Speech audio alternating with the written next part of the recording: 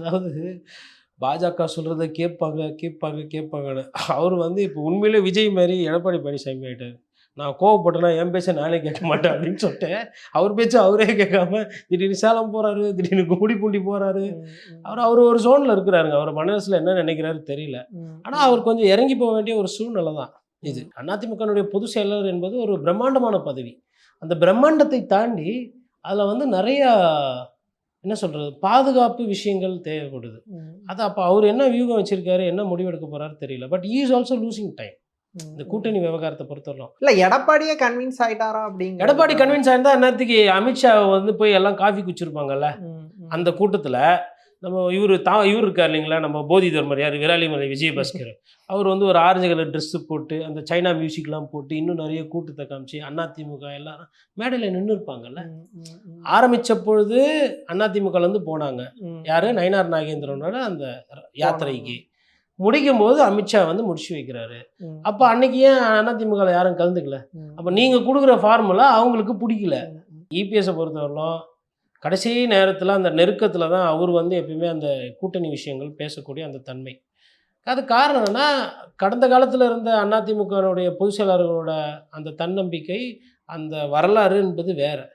இவரோட தன்னம்பிக்கை வரலாறு என்பது புதுசு. இவருக்குமே அந்த பதவி என்பது புதுசு. அப்போது ஒரு விஷயத்தை வந்து யோசித்து பார்த்து பயந்து தான் பண்ண முடிய ஒரு சூழ்நிலை. ஏன்னா இங்கே பேசிக்கிட்டே இருக்கும்போது இன்னொன்று, சரி இப்போ அவருக்கு ஒரு கோபம் இருக்கும் இல்லையா, செங்கோட்டையனை நீங்கள் கூப்பிட்டு பார்த்தது, அப்புறமா டிடிவியை வந்து பேச விட்டு வேடிக்கை பார்த்தது, அதுக்கப்புறமா வந்து தங்கமணியை சந்திக்கிறது, வேலுமணியை சந்திக்கிறது, யாருன்னா இங்கே வந்து டெல்லியில் வந்து பார்த்தா அந்த கோவத்தை அவர் எப்படி காட்டுவார்? ஒரு மாதம் வரல இழுத்துன்னு போட்டோம், வரட்டும் அவங்களே, அதெல்லாம் பண்ணுவாங்கல்ல. ஒரு சிலர் வெளிப்படையாக பண்ணிடுவாங்க, ஒரு சில பேர் வெளிப்படையாக காட்டாமல் எங்கே செய்யணுமோ அப்படின்னு. நான் அதை அப்படி பார்க்குறேன். பொழுதுக்கும் ஆனவனா இவரை சேர்த்துக்கோ அவரை சேர்த்துக்கோ, அது ஏன் வேலை? இன்டர்னல் பார்ட்டி விஷயத்துல அவங்க தலையிடாதீங்க. எனக்கு வந்த தகவல் அதான், அதில் அந்த கோவத்தை வெளிப்படுத்த. வேலுமணி மட்டும் போய் சந்திச்சிருக்காருன்னு அமித்ஷாவா, இவர் எடப்பாடி போல வேலுமணி சைடில் மட்டும் போயிருக்காங்க. நீங்கள் அவரை தானே அடிக்கடி கூப்பிட்டு பார்க்கணும்னு ஆசைப்படுறீங்க, அவரையும் அனுப்புற வச்சு பார்த்துக்கோங்க. You send your man, I will send my man. அப்படி அதிமுகன்றது வந்து சும்மா வந்து எப்போ பார்த்தாலும் பல்ல பிடிச்சி பார்க்கறதுக்கு ஒன்றும் வந்து அது வந்து புது கட்சி கிடையாது. 2 வருஷம் வந்த கட்சியோ இல்லை அது மேலே வந்துட்டு கரூர் கேஸ் மாதிரிலாம் எதுவும் கிடையாது. ஊழல் கேஸ் இருக்குது, அது போட்டால் கூட்டணி போயிடுச்சு, அவ்வளோதான். உனக்கு இனிமேல் ஒட்டும் வரல. இல்லை ஆனால் இப்போ லாஸ் ஆகுதுன்னா அது எடப்பாடிக்கு தானே பெரிய லாஸ். இப்போ பிஜேபிக்கு நத்திங், அவங்களுக்கு ஒன் ஆஃப் த ஸ்டேட். அப்போ என்டிஏ கவர்மெண்ட் சொல்லக்கூடாது. நீங்கள் வந்து இபிஎஸ் அப்படின்னு வச்சு இது பண்ணும்போது ஆட்டோமேட்டிக்காக சரி. ஒரு காலத்தில் அம்மையார் ஜெயலலிதா அவங்களெலாம் வந்து கூட்டணியா உங்களுக்கு அப்பாயின்மெண்ட்டே கொடுக்கல, அப்படி தானே டீல் பண்ணியிருந்தாங்க. பொன் ராதாகிருஷ்ணன் அமைச்சராக இருந்தார். நினச்ச நேரத்துலலாம் போய் ஒரு மத்திய அமைச்சர்லாம் போய் பார்க்க முடியாது, இங்கே இருந்த முதலமைச்சர். அப்படி இருந்த ஒரு அதிமுக இன்றைக்கி அவங்களோட போராத நேரம் பலவீனமாக இப்படி இருக்கிறாங்க. அதுக்குன்ட்டு பிஜேபி சொல்கிறது எல்லாத்தையும் அப்படியே கேட்கணும், அமித்ஷா வந்து அங்கே போய் எடப்பாடி பழனிசாமி நிற்கணும் அப்படின்னா அதிமுக பொதுச் செயலாளர்ன்ற பதவிக்கு அது வந்து சரியில்லைல்ல. டிஸ்டன்ஸ் மெயின்டைன் பண்ணுறாங்க. எப்போ பேசணும் அப்போ பேசினா போதும். ஆல்ரெடி ஒரு வாட்டி டெல்லிக்கு போயிட்டு வந்து விமர்சனம் ஆச்சா, காரில் அப்படி போனார், கர்ச்சீஃபை முகத்தை மூடினாருன்னு. எதுக்கு வேணாம், நான் தள்ளியே இருக்கிறேன், என் ஆள் அனுப்புகிறேன், உங்கள் ஆள் அனுப்புங்க, பேசிக்கோங்க, அதுக்கப்புறம் பார்த்துக்கலாம். இதுதான் அந்த அந்த பொசிஷனுக்கு போகிறாரு. ஏங்க அவர் வந்து வாய்ப்பு நேரம்னு வந்ததுன்னா யாரை வேணால் எதிர்க்கிறதுல வந்து தயக்கம் இருக்கிற மாதிரி எனக்கு தெரியல. அந்த மாதிரி அவர் கேரக்டர் நான் சொல்கிறேன், நான் பார்த்தது வரையிலும் ஒவ்வொருத்தருக்கும் ஒரு கேரக்டர் இருக்கும். அவரை பொறுத்தவரைனா is a very very tough negotiator. இன்னொரு விஷயம் சொல்லலாம், கால்பந்து பாஷையில் இபிஎஸ் வந்து is not marked and is underestimated. அப்படின்னா என்ன அர்த்தம்னா, கால்பந்தில் ஒரு நல்ல விளையாட்டுக்காரங்க இருக்கிறாங்கன்னா டிஃபெண்டர்கிட்ட என்ன சொல்லுவாங்கன்னா மார்க் பண்ணுவாங்க. அதாவது அவங்க எங்கெல்லாம் போகிறாங்களோ அவங்க கூட நிழல் மாதிரி இருந்து பந்து அவங்களுக்கு கிடைக்காத மாதிரி மார்க் பண்ணுவாங்க. இங்கே என்ன நடக்குதுன்னா, தமிழக அரசியலில் எடப்பாடி பழனிசாமியை வந்து ஒரு அலட்சியமாக ஒரு சாதாரண ஆள் என்ன பண்ணிட்டு போகிறாப்புல, ஜெயிச்சுருவாப்புலையா வந்துருவாப்புலையா அப்படின்றதுனால அந்த ஒரு பார்வை இருக்குது. சுற்றி அதை பற்றின பேசு பொருள். அதனால் யாருமே அவரை டைட்டாக மார்க் பண்ணலை. He should be marked and is அண்டர் எஸ்டிமேட்னா குறைச்சி மதிப்பீடு. ஆளை போட்டு பார்க்குறதும் கிடையாது, குறைந்து மதிப்பீடு பண்ணுது. இப்படி தான் ஜெர்மனியில் ஒரு சின்ன சிறுவனை வந்து இப்படி லூஸில் விட்டாங்க. கடைசியில் ஆஃப் டைமுக்கு மேலே அந்த சிறுவனுக்கு வந்த பாலை உள்ளாச்சோன்னு கோல்டு இதான. எதுக்கு சொன்னோன்னா, யாரையுமே அரசியலில் வந்து உதாசீனப்படுத்துறதோ இல்லை அண்டர்மைன் பண்ணுறது.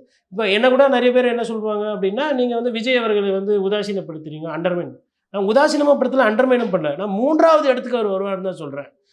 அவர்களுக்கும் நமக்கும் என்ன அங்கே வேறுபாடுனா, அவங்க சொல்கிறாங்க முதல்வராக ஆயிடுவார் அவர். எப்போ முதல்வர் ஆகிறது இருக்கட்டும், ஆனால் அதுக்கு 120 எம்எல்ஏ வேணுமே அப்படின்னா அதற்கு இமயமலைக்கு நான் போயிடுவேன். சரிப்பா, இமயமலைக்கு எப்படி போவேன்? விமானத்தில் போவியா, காரில் போவியா, இல்லை நடந்தே போவியா, எப்படி போகிறேன்னா அது தெரியாது. இமயமலைக்கு போயிடுவேன். சரிப்பா சொல்லுப்பான்னு, இமயமலைக்கு போகிறாரா இல்லையா பாரு, போட்டோம்ப்பா நான் வேணான்னு சொல்ல. அது அந்த வழிவகை இருக்கு இல்லையா, அது சொல்கிறது கிடையாது. கூட்டணி அமைப்பாங்களா, இல்லை அவங்களுக்கு வந்து எத்தனை பேர் வர போகிறாங்க, என்ன எதுவுமே இல்லை. ஃபஸ்ட்டு தேர்தலே வெற்றி பெற, அதுதான் அங்கே பிரச்சனை. அதே மாதிரி இதை பொறுத்தவரைலாம் என்ன பிரச்சனைனா, அதிமுக பொறுத்தவரைலாம் ஊடக வெளிச்சமாகட்டும், பேசுபொருளாகட்டும், எதுவுமே வந்து அது அந்த ஒரு என்னென்னா ஒரு வசீகரம் கிடையாது எடப்பாடி பழனிசாமிக்கு. பெரிய ஒரு ஒரு ஒரு அண்ணா போல பேச்சோ, இல்லை சீமான் அவர்கள் போல ஒரு தமிழ் சொல்லாடல் கிடையாது. அப்புறம் பிஜேபியோட அந்த கூட்டணி அது ஒரு நெருடல். இது அதுக்கப்புறம் ஓபிஎஸ் அவர்கள் டிடிவி, இந்த பிரச்சனைக்கு நடுவில் இதை பற்றி பேசி பேசி பேசி அதை வந்து ஒரு ஒரு மாதிரி ஒரு குறைத்து மதிப்பீட்டல் தன்மை இருக்கிறது. அது பார்க்கணும் எப்படி போகுதுன்றது பார்க்கணும். இன்னும் எலெக்ஷனுக்கு ரொம்ப ஷார்ட் டைம் தான் இருக்குன்னு. ஆனால் அன்புமணி அண்டு டிஎம்டிகேவே இன்னும் அகாமடேட் பண்ணுறதுல ஒரு ப்ராப்ளம் ஓடிட்டே இருக்கா? இல்லை, அதில் ப்ராப்ளம் ஓடிட்டே இருக்கிறதுக்கு அவங்க தானே காரணம். இப்போது ஐயாவும் அன்புமணியும் சண்டை போடலன்னா பிரச்சனை கிடையாது. இதுக்கு பிஜேபியோ குடும்ப சண்டைக்கு யார் என்ன பண்ண முடியும்? எனக்கு கழிஞ்ச தேதி என்னன்னா, இந்த 2 கட்சிகளுமே எப்பயுமே வந்து சீட்டு லம்பாக கேட்பாங்க, நிறைய கேட்பாங்க. அதுக்கு ஏற்ற செலவு எல்லாம் பார்த்துக்கணும். ஓகேங்களா? அப்படி இருக்கிற கட்சிகள் கிட்ட சண்டையில் இருக்கும்போது யார் போய் வியாபாரம் பேசுவாங்க, இல்லை யார் போய் கூட்டணி பேசுவாங்க? ஒரு வீடு இருக்குங்க, வீட்டில் பிரச்சனை இருக்கு. இல்லை, இப்போ ராமதாஸ் கொஞ்சம் டிஎம்கே ரூட்டுக்கு ஒரு ரூட்டை காட்டுறாரு. ஆனால் அன்புமணி வந்து டிஎம்கேவை தொடர்ந்து எதிர்த்துட்டே தான் இருக்காரு. ஸோ ஏடிஎம்கே கிட்ட தான் வரப்போறத சிக்னல் கொடுத்துட்டாரு. அப்போ அவரை கன்வின்ஸ் பண்ணாதானே ஷீட் ஷேரிங் மற்ற. அதாவதுங்க, இப்போ எவ்வளோ வாக்கு விகிதாச்சாரம் இருக்குது. கடந்த முறை 23 சட்டமன்ற சீட்டு கொடுத்தாங்க, அப்புறம் 5 ஜெயிச்சாங்கன்னு நினைக்கிறேன். அப்போ இந்த வாட்டி வந்து மருத்துவர் பெரிய ராமதாஸ் அங்கிட்டு இருக்கிறாரு, குடும்பம் ஒன்றா இல்லை, பிரிஞ்சு இருக்கீங்க. அப்போது வன்னியர் சங்கம் யாருக்கு சப்போர்ட் அப்படின்ற அடுத்த கேள்வி. அப்போ இந்த பலத்துக்கு ஏற்ற மாதிரி தானே சீட்டு எண்ணிக்கை கொடுக்க முடியும். இப்போ அன்புமணி ராமதாஸை கூப்பிட்டு நீங்கள் தான் பாட்டாளி மக்கள் கட்சி சொல்லிட்டு அதே 23 சீட்டு கொடுத்தா அது முறையா, அது லாஜிக்கா, அது ஃபேக்சுவலாக கரெக்டாக இருக்கு. இப்போ ஜிகே மணி இருக்காரு, அவர் வந்து ஐயாவோட இருக்காரு. அன்புமணி ராமதாஸை விட ஜிகே மணிக்கு வெற்றி வாய்ப்பு எப்பயுமே ஜாஸ்தி. ஸ்ட்ரைக் ரேட்டு பார்த்தீங்கன்னா அன்புமணியை விட பெரிய தலைவர் என் பார்வையில் ஜிகே மணி. ஏன்னா மேட்டூரோ இல்லை நீங்கள் தருமபுரியோ போய் நிற்கும்போது அங்கே இருக்கிறவர்களோட அந்த அந்த அந்த வெற்றி முகம், ஜெயிக்கிற தன்மை என்பது, நீங்கள் சௌமியா அன்புமணி அங்கே போய் நின்று தோற்றுருக்குறாங்க, ஆனால் பாராளுமன்றத்துக்கு நிற்கிறாங்க. ஆனால் சட்டமன்றம் நிற்கும் பொழுது அங்கே பாட்டாளி மக்கள் கட்சி அதிமுக கூட்டணியில் நிற்கும் போது இவர்கள்லாம் ஜெயிச்சிருக்காங்க. ஆனால் அது போன்றவர்கள் இன்னைக்கு ஐயாவோட இருக்காங்க. அப்போ எவ்வளோன்னு கொடுப்பீங்க சீட்டு? அப்போ அது ஒரு பிரச்சனை. டிஎம்டிகேவை பொறுத்தவரை எப்பயுமே எப்படின்னா, அவங்க கடைசியாக தான் ஃபுட்போர்டில் தான் வந்து ரன்னிங்கில் ஏறுவாங்க. ஃபஸ்ட்டே ஏறி சீட்டெல்லாம் போட்டு உட்கார மாட்டாங்க. அவங்களோட ஹிஸ்ட்ரி நீங்கள் போய் பார்த்தீங்கன்னா இங்கேயும் பேசுவாங்க, அங்கேயும் பேசுவாங்க, அப்படியே நின்று பார்ப்பாங்க. அதாவது எந்த ஊருக்கு போகணும்னு தெரியும், எந்த பஸ்ஸில் போகிறதுன்னு முடிவு எடுக்க மாட்டாங்க. போலாம் டிரைவர் அப்படின்ட்டு அதை விசிலஸ்ட்டு அங்கேயே நிற்கிதா, இல்லை பஸ்ஸு புறப்படுதா, இல்லை புறப்பட்டு ஒரு 100 மீட்டர் வேணும்னு ஓடி போய் ஏறுற தன்மை, அந்த தன்மை இருந்தது. அதாவது ஐயா விஜயகாந்த் அவர்கள் காலத்தில் இல்லை, அதுக்கு பிறகு நான் சொல்கிறேன். அவர் அம்மையார் ஜெயலலிதா மாரி தைரியத்துக்கு பேர் போனவர், சிங்கம் மாதிரி நடத்தினார் கட்சியை. அவர் நான் ஜெயிக்கிறேன் தோக்குறேன்னா என் மனசாட்சிக்கு என்ன பண்ணுதோ நான் அதை வச்சு பேசுவேன்ற மாதிரி. ஆனால் அவர் மறைவுக்கு பின்னாடி அல்ல, அவர் அந்த வயது சரியில்லாத காலத்தில் அந்த கட்சி வந்து அந்த நிலை தடுமாறி இன்னும் அந்த இடத்துக்கு திருப்பி வரல. அப்போது இங்கே தான் வந்து அவங்க ஒரு சில தவறுகள் பண்ணுறாங்க. இந்த சிறிய கட்சிகளும் மற்ற பஞ்சாயத்தெல்லாம் பார்க்கறது, அவங்களுக்கு எவ்வளோ இவங்களுக்கு எவ்வளோ. எனக்கு வந்து செய்தி மணியை மட்டுமே மைண்டாக பண்ணி செயல்படும் அப்படி தானே சார் இருக்குது. கேட்டால் இல்லைன்பாங்க, இல்லை நம்மளை திட்டுவாங்க. எல்லா அரசியல் கட்சிகளும் என்னை இப்போ திட்டுறது ஒரு வேலையாக வச்சுருக்குறாங்க. அதனால் எவ்வளோ நான் விஷயத்தை எனக்கு வந்த செய்தி, அறிவாலய செய்தி என்னன்னா, அதே மாதிரி அதிமுக என்ன செய்தின்னா, அவங்க எல்லாருக்கிட்டையும் பேசிகிட்டு இருக்காங்க. ஸோ எல்லாருக்கிட்ட பேசிகிட்டு இருக்கவங்களை எதுக்கு போய் முதல்லையே போய் பேசணும்? இப்போ இன்றைக்கி நாங்கள் ஒரு ஆஃபர் கொடுக்குறோம், கொடுத்துட்டு அவங்க அதை விட ஒரு 2 சீட்டு எக்ஸ்ட்ரா அப்படின்னு கவுண்டர் ஆஃபர் வாங்கிட்டாங்கன்னா, அதனால் அவங்க எப்பயுமே கடைசியில் தானே பஸ்ஸில் ஏறுவாங்க, நம்ம கடைசியாகவே ஏற்றிக்கலாம். ஃபஸ்ட்டு இருக்கிற டிக்கெட் எல்லாம் வந்து விற்றுருவோம், டிக்கெட் போட்டு கொடுத்து முடிச்சுட்டு விசில் ஊதுற நேரத்தில் அன்றைக்கி பார்த்துக்கலாம் அப்படின்ற நிலைமையில தான் டிஎம்டிகேவை. ஏன்னா அவங்களும் அப்படி தான் நடந்துக்கிறாங்க. ஏதாவது ஒரு கட்சியை மனப்பூர்வமாக பாராட்டி அந்த கொள்கையை ஏற்றிட்டு அந்த தலைவர் பற்றி பேசினா அது கரெக்டு. இப்போ ஒன்று டிஎம்கேவை எதிர்க்கணும், இல்லை டிஎம்கேவை ஆதரவு பண்ணணும். நாங்கள் சேருகிற கூட்டணி தான் வெற்றி கூட்டணியாக மாறணும். இது அது இல்லை, அது இது இல்லை. இதே டைலாக 3 பேர் பேசின்னு வராங்க தமிழ்நாட்டில். யார் யார்? டிடிவி சார், அப்புறமா ஓபிஎஸ் சார், பிரேமலதா. அவங்க காங்கிரஸ் வந்து அது ப்ரூவ் பண்ணியிருக்கிறாங்க. விட்டா அவங்களும் பேசுவாங்க. அவங்களும் அதை தான் பேசுறாங்க. அதாவது டேய் இவங்கெல்லாம் பேசுறாங்கன்னா இவங்க கூட்டணியில் எதுன்னு தெரியல அதனால பேசுறாங்க புரிஞ்சுக்கலாம். நீ அங்கே தானே இருக்கிற பஸ்ஸில் தானே உட்காந்துக்கிட்டு எங்கள் இல்லாமல் நீங்கள்லாம் வண்டி ஓட்ட முடியாதுன்னு அது எப்படி புரிஞ்சுக்கிறது? இதுதான் பிரச்சனைங்க. இப்போ இதனால தான் இந்த கூட்டணி, அதாவது இது வந்து எடப்பாடி பழனிசாமி அவர்களோட நிலைப்பாடு எடுக்க முடியல, இல்லை பிஜேபி தலையிட முடியல அப்படின்றதை தாண்டி இங்கே வந்து இப்போ என்ன மையம் அதை எடுத்துக்கோங்க. அமைதியாக இருக்காரு சார் டார்ச் லைட்டோட. நாளைக்கு வந்து அவருக்கு எத்தனை சீட்டுன்னும் போது அவருக்கு தான் என்னன்னு தெரியல. ஆனால் கமல் சாருக்கு பிரச்சனை இருக்காது. ஏன்னா உதயநிதி இன்டர்வியூ பண்ணி அப்பா உலக நாயகன்ப்பா நமக்காக எல்லாத்தையும் எழுந்துட்டு கட்சியே கிட்டத்தட்ட கலைச்சிட்டு. ஏன்னா இன்னைக்கு வந்து அவர் டிமாண்டும் பண்ண மாட்டாருன்னு நினைக்கிறேன், கொடுக்குற தொகுதியை வாங்கிட்டு. ஆமா, அவரை பொறுத்தவரைலாம் பிரச்சனை இருக்காதுங்க. அவர் வந்துட்டு அவர் ஏதோ நினைச்சாரு இந்த ஜனங்க அப்படி நம்மளை எடுத்துட்டு வருவாங்க மாற்றம் மையம் அப்படின்ட்டு காந்திக்கு முன்னாடி நின்று அந்த ரிமோட்டெல்லாம் உடச்சிக்கிடுச்சு என்னமோ பண்ணாரு. கட்சியில் 5-5.5% ஓட்டு கொடுத்தோன்னா அடடே அப்பா அரசியல்வாதிகளே பரவாயில்ல போடுது நீங்கள் அதை விட அப்படின்ற மாதிரி. அதாவது சம்டைம்ஸ் தோல்வி வந்து உங்களுக்கு வந்து ஒரு சில விஷயத்தை உணர்த்தும். வெற்றி தோல்வின்ற அந்த பயணத்தில் வந்து வெற்றின்றது உடனே கிடைக்கிறது கிடையாது. அது பல தோல்விகளுக்கு பின்னாடி தான் வெற்றி பெறுறது. ஆனால் இவங்க எல்லாமே என்ன பண்ணுறாங்கன்னா அந்த வெற்றி பெற்றதை வேண்டி படத்தில் காட்டிட்டு விட்டுருது. அதற்கு முன்னாடி எவ்வளோ அவமானப்பட்டாங்க, எவ்வளோ கஷ்டப்பட்டாங்க. உலகநாயகன் என்ன படத்தில் உடனேவா உலகநாயகன் ஆகிட்டாரு சார். ஆனால் கூட்டணி முடிவாவில் சீட் ஷேரிங் டிசைட் ஆகல. ஏடிஎம்கே என்ன அங்கிள் விருப்ப மனு வாங்கி நேர்காணலை நோக்கி போகிறாங்க. கட்சின்னு ஒன்று இருக்குது, தேர்தலில் நிற்கணும்னு ஆசை இருக்குது.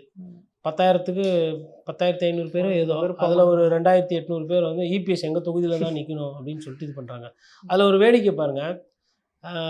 ஃபஸ்ட்டு அவங்களுக்கு ஃபஸ்ட்டு தலைவருக்கு பூசலருக்கு பணம் கட்டினோம், அதுக்கப்புறமா மாவட்ட செயலருக்கும் பணம் கட்டணும், அதுக்கப்புறமா அவங்களும் ஆசைப்படணும். இப்படி 3 டிக்கெட்டு கட்டணும். இப்போ ஒரு சில பேர் 2 இடத்துல ஆசைப்பட்றாங்கன்னா 2 இடத்துலனா 6 இடத்துக்கு கட்டணும். இதே நீங்கள் திமுக எடுத்தீங்கன்னா இன்னும் சிறப்பாக இருக்கும். அதாவது தலைவர் ஸ்டாலினுக்கு கட்டணும், அப்புறம் உதயநிதிக்கு கட்டணும், அப்புறம் அங்கே இருக்க மாவட்ட செயலருக்கு கட்டணும், அதுக்கப்புறம் அவருக்கு கட்டிக்கணும். ஒரு சிலர் பார்த்திங்கன்னா இன்னும் யாருன்னா இப்போ அமைச்சரும் இருப்பார், பிடிச்சவராக இருப்பார். இப்போ ஆராசா இருக்கார், ஆராசா நீங்கள் எடுத்துக்கிட்ட நேரு சார் இருக்கார். அப்போ நேருக்கும் அங்கே ஒன்று கட்டி ஆகணும் திருச்சியில், ஏன்னா தலைவர் தான். ஆனால் அவருக்கு வேற ஒரு மகேஷ் இருக்காருன்னா மகேஷ்க்கும் சேர்த்து கட்டணும். இந்த மாதிரி எல்லாம் இருக்கும். ஏன்னா இது ஏன் நான் சொல்கிறேன்னா, இவங்க வந்து விருப்ப மனு வாங்குறாங்க, வேட்பு மனு வந்து தொண்டர்கள்கிட்ட வாங்குறாங்க, இல்லை நிர்வாகிகிட்ட வாங்குறாங்கன்னா அவங்கள அந்த இன்ஃப்ராஸ்ட்ரக்சர் இருக்குது. மற்ற கட்சிக்கு அந்த இன்ஃப்ராஸ்ட்ரக்சர் இல்லை.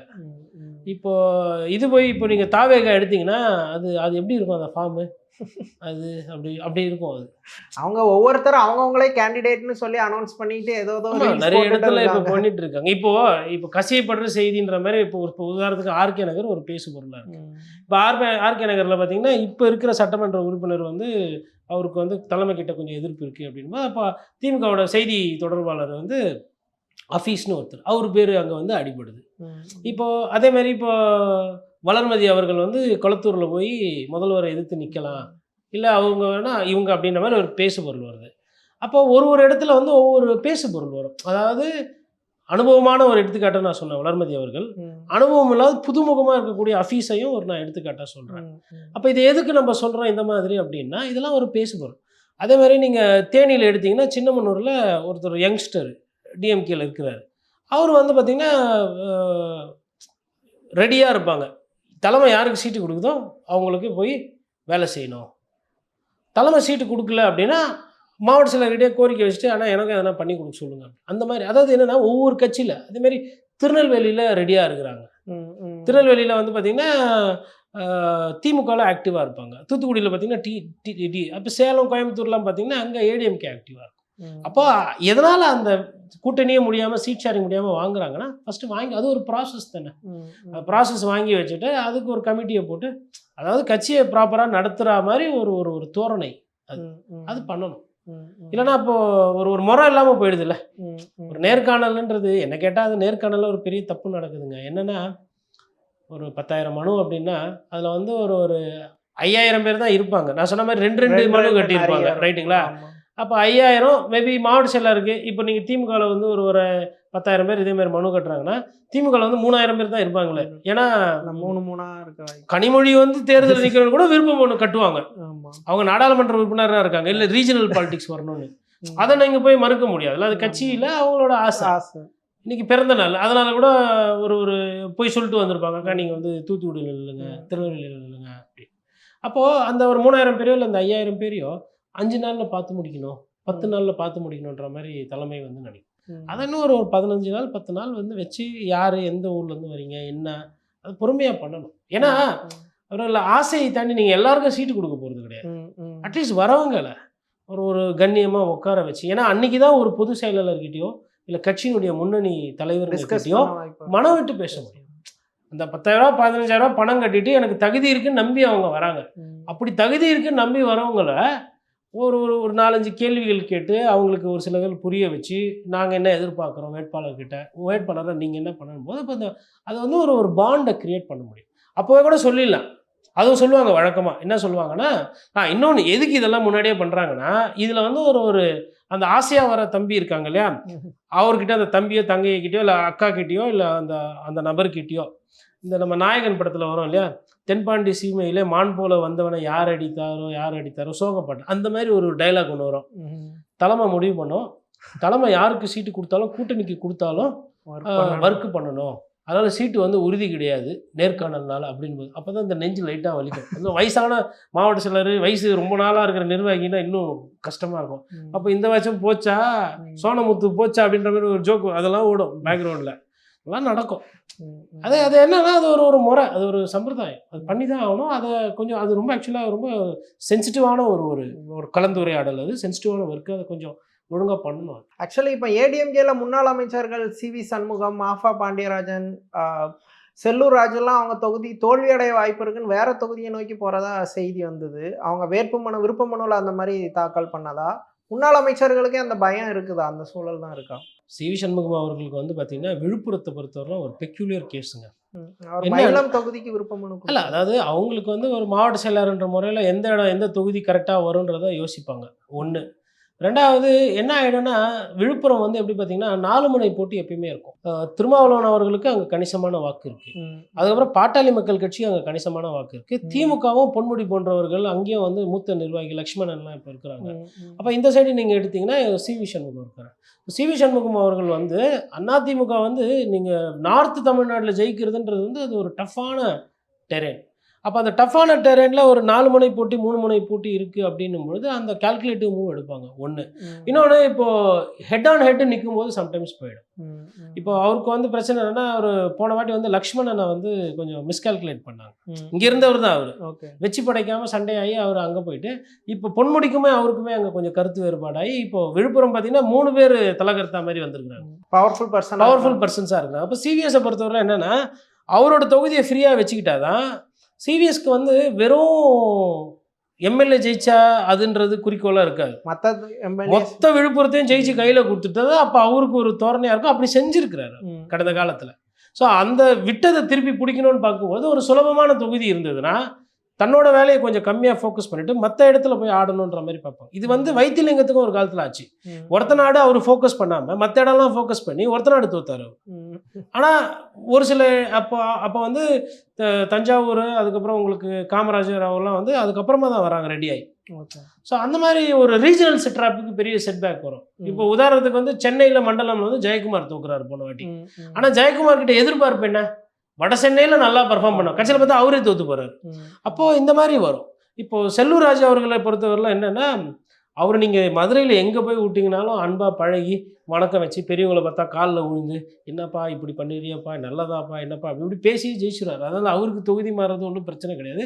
இன்னொரு எடுத்துக்காட்டு நீங்கள் மாஃபாய் பாண்டியராஜன் வந்து again another heavy weight. Nassar கூட போய் எடுத்துகிட்டு போய் விட்றீங்க ஆவடி. இப்போ அவரே ஆவடி நிற்காம அம்பத்தூர் நின்றுந்தார் இல்லை மதுரை வாயில் மாறி இருந்தாருன்னா மேபி அவருக்கு வந்து கொஞ்சம் ஜெயிக்கிற ப்ராஸ்பெக்ட்ஸ் பெட்டராக இருக்குது. இல்லை அவரோட நேற்று விருதுநகர் போய் நிற்கிறாருன்னா இன்னும் பெட்டராக இருக்கும். அவர் அந்த கனெக்ட் ஆவார். காரணம் என்ன, இன்னொன்று விருதுநகர் வந்து ஏடிஎம்கேக்கு வந்து கொஞ்சம் ஒரு செட்பேக் இருக்கிற ஒரு தொகுதி, அதாவது பெரிய அளவுக்கு இல்லை. காரணம்னா அங்கே திருச்சுழியில் வந்துட்டு இவர் தங்கம் தென்னரசு வந்து அன்மார்க்டு. அதனால் அவர் என்ன பண்ணுறாரு, அந்த விருதுநகர் அரசியல் வந்து தங்கம் தென்னரசை யாரும் சேலஞ்சே பண்ணுறது கிடையாது. இப்போ அதே மாதிரி திண்டுக்கல் எடுத்திங்கன்னா ஐபி வெரிசாமியை யாரும் சேலஞ்ச் பண்ணுறது கிடையாது. அப்போ அது நீங்கள் அதுதான் நான் சொல்கிறேன், இந்த பாலிடிக்ஸில் மார்க் பண்ணணும் பிளேயரை. நீங்கள் மார்க் பண்ணாமல் ஃப்ரீயாக விட்டிங்கன்னா அவங்களும் ஜெயிச்சு எல்லாரையும் ஜெயிக்க வைப்பாங்க. போன வாட்டி என்ன ஆயிடுச்சுன்னா அந்த ஹெட் ஆன் கொலிஷனில் மாஃபாய் அடி வாங்கினார். அப்போ அவர் அந்த ஹெட் ஆன் கொலிஷன்லேருந்து நீங்கள் வெளியில் எடுத்துட்டு வேறு எதனா ஒரு தொகுதி போடும்போது அவரும் ஜெயிச்சுட்டு பக்கத்தில் மேபி அதனுடைய வெற்றி வந்து பக்கத்தில் இருக்கிற இடத்துக்கு ஒர்க் ஆகும். ஸோ அப்போ ஏன் தொகுதி மாறுறாங்க அப்படின்னா அது நிறைய காரணம் இருக்குது. அதாவது தோல்வி பயம் ஒன்று, ரெண்டாவது வெற்றி வாய்ப்பு அது 2. இன்னொன்று அங்கே போய் நிற்கும் போது மற்ற விஷயங்கத்தில் ஃபோக்கஸ் பண்ணலாம் அப்படின்றது இருக்குது. இப்போ நீங்கள் சொன்ன அந்த கேரக்டர்ஸ் எல்லாமே பார்த்தீங்கன்னா ஒரு ப்ராமினெண்ட்டான ஃபேஸஸ். அவங்க வண்டி ஜெயிச்சா பத்தாது, அவங்க சார்பாக ஒரு 2-3 பேரை ஜெயிச்சுட்டு வந்தால் தான் அவங்களுக்கு உண்டான அங்கீகாரம் கட்சியிலையும் இருக்கும். அப்போ தான் ஆட்சி வரும், இல்லைன்னா ஆட்சி வராது. ஓகே சார், தமிழ்நாடு அரசியல் குறித்து பல விஷயங்களை ரொம்ப விரிவாக பேசுனீங்க. நன்றி. நன்றி.